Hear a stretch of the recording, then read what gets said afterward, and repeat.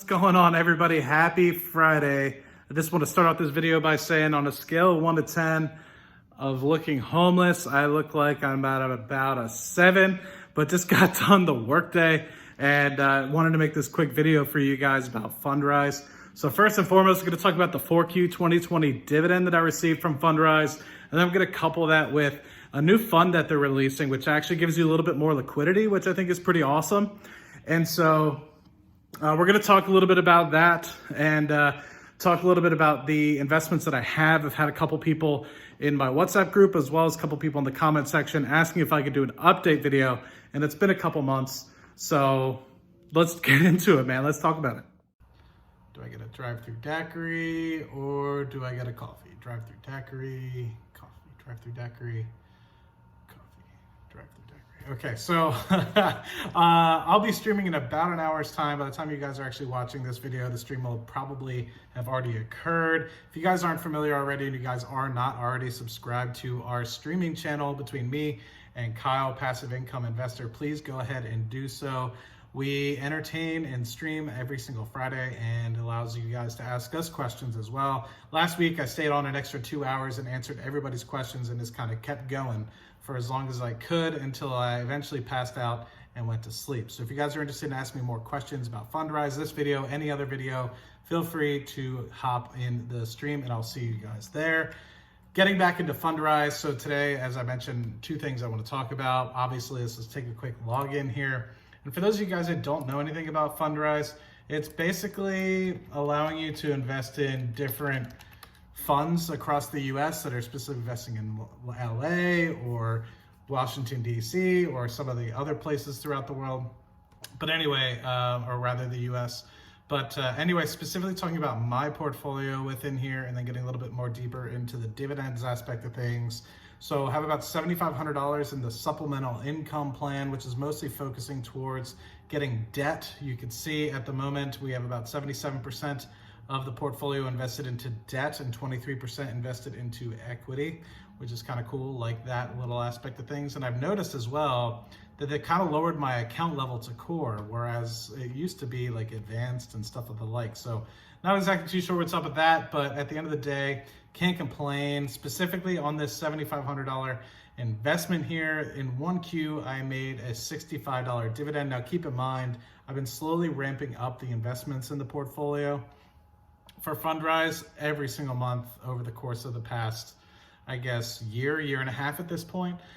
So you can see I invested initially in 2017. I really started getting more eager and investing into like the mid 2019 timeframe where I really started to kind of ramp it up. And then since I moved back from Trinidad, trying to get regulating expenses and stuff of the like, I kind of choked back a little bit on it. But yeah, you can see that basically it's going relatively well, $65 in terms of dividends, which is kind of cool. So on a 4-month or 4-quarter rolling basis, we're looking at about $250 to $300, especially if I continue to ramp up into the portfolio, which is kind of cool. So if I can kind of keep this coming in, get it up to a couple $100 every single quarter, I'd be pretty happy with it. I think at the moment, the longer term goal, 10 years, 20 years down the road, maybe get it up to $100,000, get a couple $1,000s coming in a year, and I'd be happy with that. But what I think the second part and the most important part of this video is talking specifically about this sort of interval fund that they're kind of coming out with. And to basically put it into terms for you guys,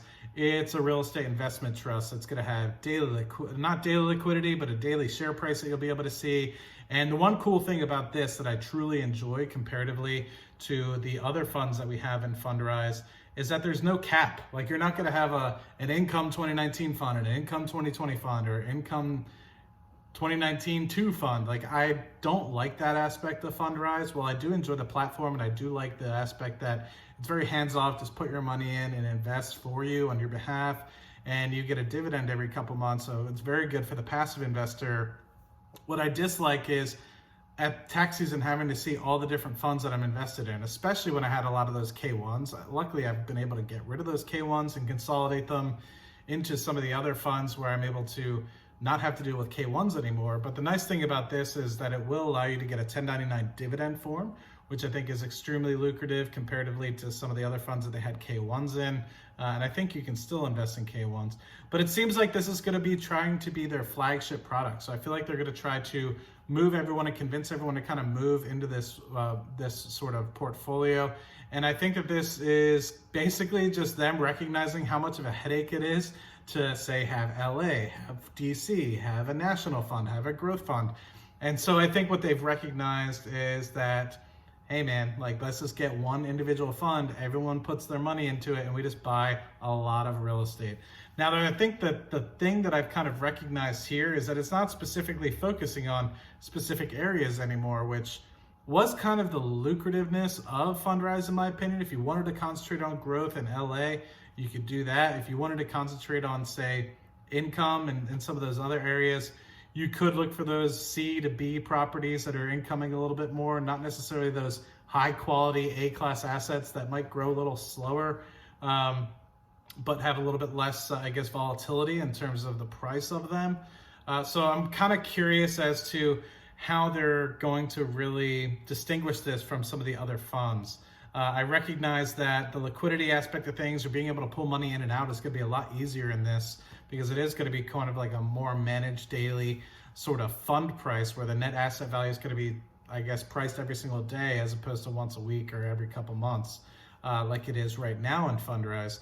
But the thing that I still see kind of a problem with is the fact that it's not necessarily focusing on a direct area. And so that I think is going to be the initial problem for me, at least. And while it does alleviate some of the other things in here, like it is a REIT basically.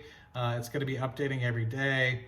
At the same time, I'm just like, well, there was a niceness to kind of understand that it was an income fund, it was a growth fund, whereas this kind of like interval fund, it's mostly focusing on folks that now want to have a lot more liquidity, which kind of gives up the point of what Fundrise was kind of able to do, if that makes any sense. It was kind of like an area where you could kind of just toss money.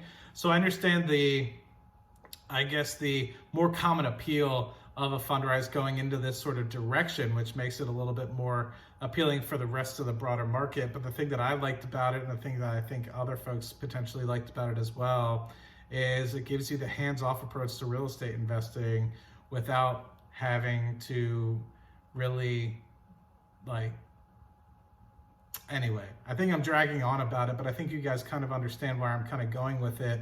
And to give you guys kind of an example as to what I'm talking about now is, look at all these different sort of funds. Now, of course, I think this is kind of overdone if you think about it. I mean, look how many different funds I have.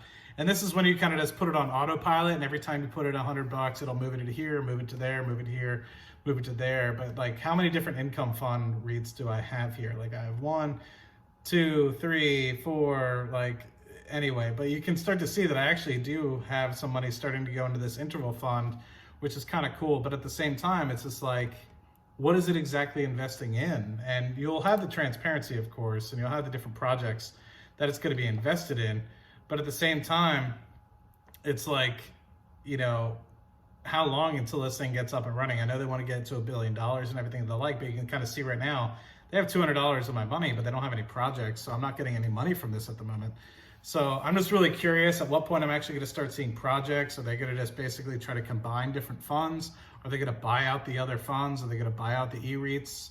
You know, how is this going to work? And I do like it from a liquidity standpoint. I think it will have mass appeal. And so what I do hope doesn't happen, though, is that it truly loses the, I guess, ability to continue to be the lucrative sort of platform that it kind of has been. And I hope it does truly make things kind of cheaper in terms of management costs. And not that that was expensive much anyway, but really the only thing I think that this could alleviate is sort of the tax problems associated with the company. So it might eliminate overhead, it might streamline things, and maybe make it a little bit easier for them to focus on the actual quality of the real estate portfolio. Not to say that the quality of the assets and the projects have been bad by any means. You could look at the performance of every single project that they really invest in. But at the same time, it's just like, I feel like they might have to deal with the accounting aspect of things and so much more difficulty than is really necessary. So anyway, yeah, basically $65 from a Q4 dividend. There's nothing wrong with that. and the release of the interval fund. If you guys have any questions about this, feel free to message me on my Instagram, Matt_money1, and also feel free to chime in on any of my live streams anytime. And yeah, I'm gonna go lock this video down and go get me a drive-through daiquiri before I have to be on camera in an hour. So peace, I'll talk to you guys soon, and yeah, cheers.